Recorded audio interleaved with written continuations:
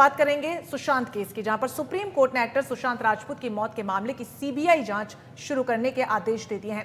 CBI की team इस मामले की जांच के लिए आज मुंबई पहुंचेगी। बीएमसी के कमिश्नर इकबाल सिंह चहल ने स्पष्ट कर दिया है कि यदि सीबीआई टीम को मुंबई में 7 दिन से ज्यादा रुकना हो तो उन्हें क्वारंटीन से छूट के लिए आवेदन करना होगा। बीएमसी के निर्देशों के मुताबिक घरेलू उड़ानों से मुंबई आने वाले प्रत्येक व्यक्ति को 14 दिनों के लिए होम क्वारंटीन रहना होगा। बीएमसी कमिश्नर इकबाल सिंह चहल ने कहा है कि यदि सीबीआई की टीम 7 दिनों के लिए आती है तो उसे अपने आप ही क्वारंटीन के तमाम नियमों से छूट मिल जाएगी, लेकिन इसके लिए उनके पास वापसी का कंफर्म टिकट होना चाहिए। यदि सीबीआई की टीम 7 दिनों से ज्यादा समय के लिए आती है तो उन्हें हमें ईमेल भेजकर क्वारंटीन नियमों में छूट की अनुमति लेनी होगी, जो हम उन्हें प्रदान कर देंगे। तो जिस तरीके से सीबीआई जांच को लेकर लगातार पैच फंसा हुआ था, लेकिन कल सुप्रीम कोर्ट ने इस पूरे मामले में अपना सुप्रीम फैसला सुनाया, जहां पर न महाराष्ट्र पुलिस और न ही बिहार पुलिस बल्कि सीबीआई को इस पूरे मामले की जांच की चाबी सौंप दी गई। ऐसे में सीबीआई की टीम अब मुंबई पहुंचेगी। हालांकि इससे पहले जब बिहार टीम पहुंची थी जांच के लिए तो वहां के अधिकारी को क्वारंटीन कर दिया गया था। ऐसे में बीएमसी ने कहा है कि अगर 7 दिनों से ज्यादा के लिए वो आते हैं तो उन्हें होम क्वारंटीन के तमाम जो नियम है उनका पालन करना होगा। एक्टर सुशांत सिंह राजपूत केस में सुप्रीम कोर्ट के फैसले के बाद सीबीआई एक्शन में नजर आ रही है। इस बीच राष्ट्रवादी कांग्रेस पार्टी चीफ शरद पवार ने सीबीआई जांच पर तंज कसते हुए कहा है कि कहीं इसका हाल नरेंद्र दाभोलकर मर्डर केस की तरह न हो जाए, जो अभी तक सुलझा ही नहीं है। पूर्व केंद्रीय मंत्री शरद पवार ने कहा कि मुझे यकीन है कि महाराष्ट्र सरकार सुशांत सिंह राजपूत के मामले को सीबीआई को सौंपने और जांच प्रक्रिया में पूरी तरीके से सहयोग करने के उच्चतम न्यायालय के फैसले का सम्मान करेगी। तो जिस तरीके से लगातार महाराष्ट्र सरकार की तरफ से भी बार बार सवाल उठाए जा रहे हैं, ऐसे में एक बार फिर से शरद पवार ने तंज कस दिया है। आगे बढ़ेंगे। सुप्रीम कोर्ट ने बॉलीवुड एक्टर सुशांत सिंह राजपूत की मौत की जांच मुंबई पुलिस से लेकर अब सीबीआई को सौंप दी है। इसके बाद चौतरफा गिरी उद्धव सरकार बचाव की मुद्रा में नजर आ रही है। कोर्ट के जजमेंट के बाद मीडिया के सामने आए गृह मंत्री ने बेहद सधी हुई प्रतिक्रिया दी। उन्होंने कहा कि सुप्रीम कोर्ट ने भी अपने ऑब्जर्वेशन में माना है कि मुंबई पुलिस ने सही तरीके से जांच की है। प्रेस कॉन्फ्रेंस को संबोधित करते हुए देशमुख ने कहा कि सुप्रीम कोर्ट ने अपने जजमेंट में साफ लिखा है कि मुंबई पुलिस ने जो जांच की है वो बहुत ज्यादा प्रोफेशनल तरीके से की है। कोर्ट ने यह भी माना है कि मुंबई पुलिस की जांच बहुत सही तरीके से हुई है।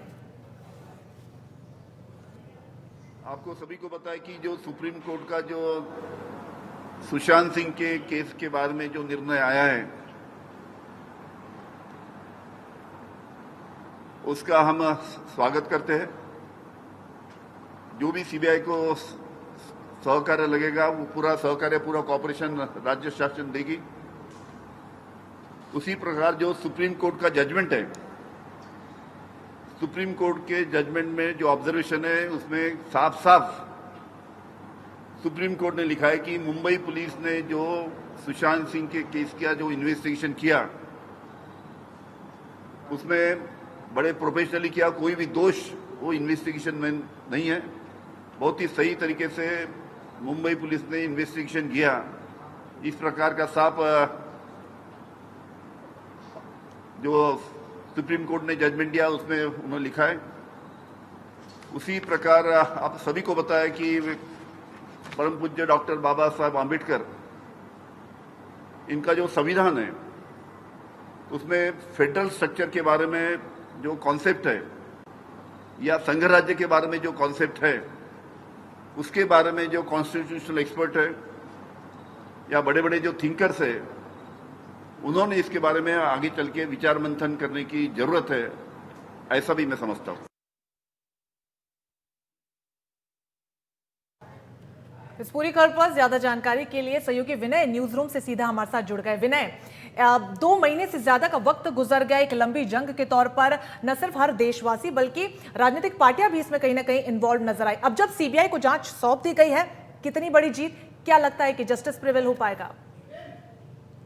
बिल्कुल, आपको बता दें कि सुशांत सिंह राजपूत आत्महत्या के बाद लगातार मुंबई में एक सियासी उठापटक जारी थी 2 पार्टियों के बीच, महाविकास आघाड़ी और बीजेपी के बीच, क्योंकि इसमें जो जांच की प्रक्रिया है वो ठीक तरह से नहीं किया जा रहा था, ऐसा बीजेपी का आरोप था। मुंबई पुलिस कोताही जरूर बरत रही थी इस बात में, क्योंकि सुशांत सिंह राजपूत आत्महत्या के पहले उनके भाई मुंबई जाते हैं और उसके बाद जो उस वक्त डीसीपी हुआ करते थे परमजीत सिंह दहिया, उन्हें एक लेटर के माध्यम से ये कहते हैं कि सुशांत सिंह की जान को खतरा है, इसमें जांच होनी चाहिए, लेकिन उस वक्त जांच नहीं बैठती है।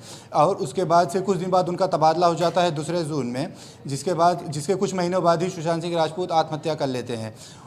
मौजूदा समय में जो डीसीपी है अभिषेक त्रिमुखे, उनकी मौजूदगी में ये सारी जांच होती है। जांच का एक कमेटी बैठाई गई थी पुलिस टीम का।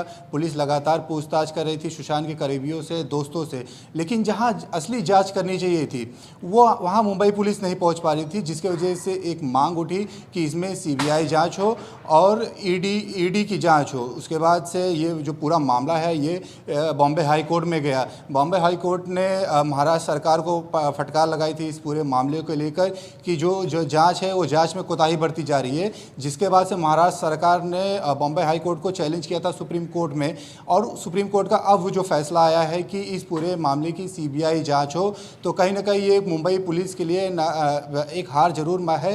हालांकि महाराष्ट्र सरकार इसे कितनी भी छुपा ले कि मुंबई पुलिस ने जांच अच्छी की, लेकिन इसमें जांच की कोताही जरूर बरती गई है, क्योंकि जब सुशांत सिंह राजपूत में आत्महत्या की आपने देखा होगा तो सबसे पहले अंकिता लोखंडे को पूछताछ के लिए बुलाना चाहिए था। अंकिता लोखंडे को नहीं बुलाया गया था।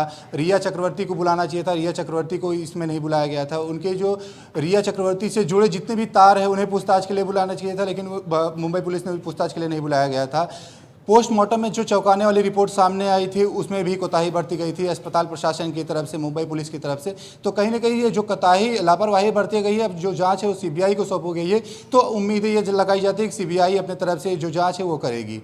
जी बिल्कुल विनय, जिस तरीके से अभी गृह मंत्री का बयान आया है महाराष्ट्र के, अब सधी हुई भाषा में वो जरूर कह रहे हैं कि मुंबई पुलिस ने भी अच्छा काम किया है, अब सुप्रीम कोर्ट ने भी ये माना, लेकिन जब तक ये केस सीबीआई के पास नहीं था तब तक लगातार वो यही कह रहे थे स्टेट ज्यूरिडिक्शन का ये केस बनता है, बिहार सरकार का इसमें क्या लेना देना है, सीबीआई को जांच क्यों सौंप दी जाए।